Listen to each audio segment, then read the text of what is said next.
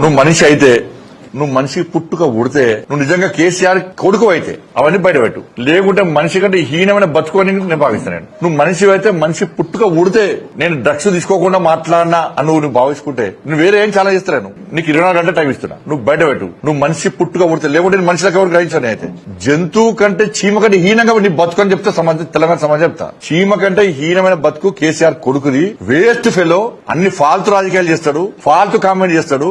నువ్వు మనిషివి, నీదో బతుకు.